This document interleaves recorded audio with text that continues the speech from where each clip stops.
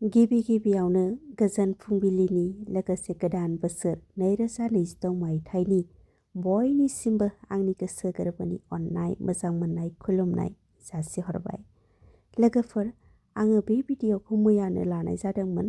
माइरं जावदोंमोन आङो, बेखौनो भिडिअ खालामनानै दोननाय जादोंमोन।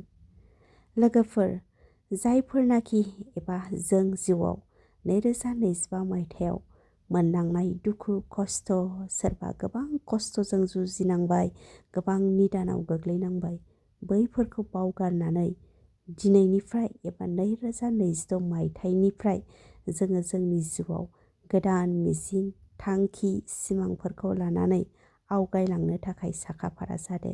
बिनि थाखाय गोख्रों जानजि खाफ्रादो लोगोफोर।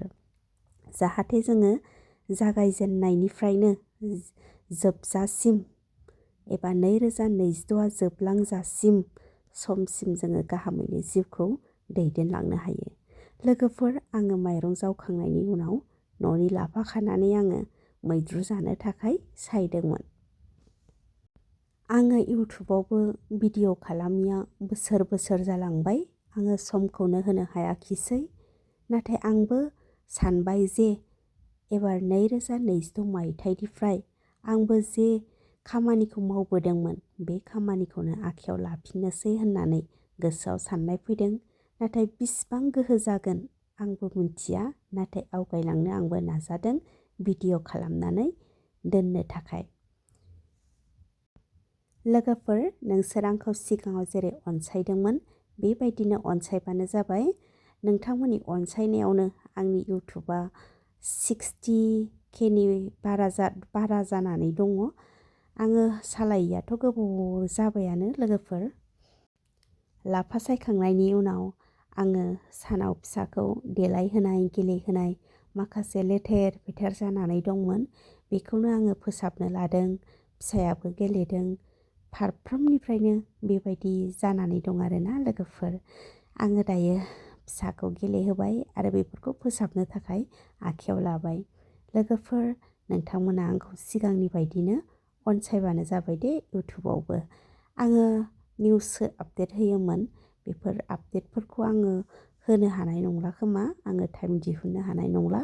आङो बे चेनेलाव जाहाथे ब्लग भिडिअ बानायसै नामा बेखौ सानबाय। बेखायनो सम ब्लग भिडिअफोरखौ आङो हगारनोसै बा सानफ्रामबो हानायमानि मोनसे बा मोननै बेफोरखौ नाजानोसै आरोना लोगोफोर।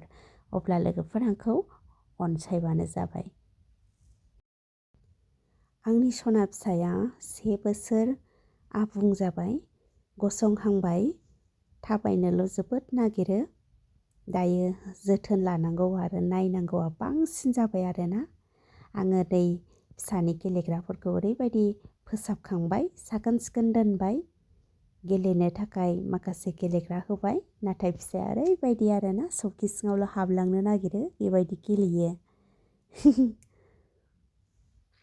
दायो आङो मोननैसो फटक 2025 मायथाइनि लास्ट पिकचार आरोना, बेखौ साफायदोंमोन फिसानिखौ। बेखौनो आङो मेम'रि हिसाबै दोनबाय। सनाया उन्दुनो होननानै गाबबायमोन आरोना बाहायनो। उल्थां फाल्थां बेबायदिनो जायो।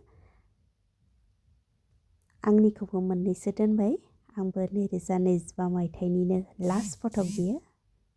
बेखौ आङो साफायनानै मेम'रि हिसाबै आंबो दोनबाय आरोना लोगोफोर। दे बिब्दिब्ला बाय बायसै। नोंथांमोना आंखौ अनसायदो, साबस्क्राइब खालामनानै होफिनदो आरोना जायफोर गोदान। बाय बाय।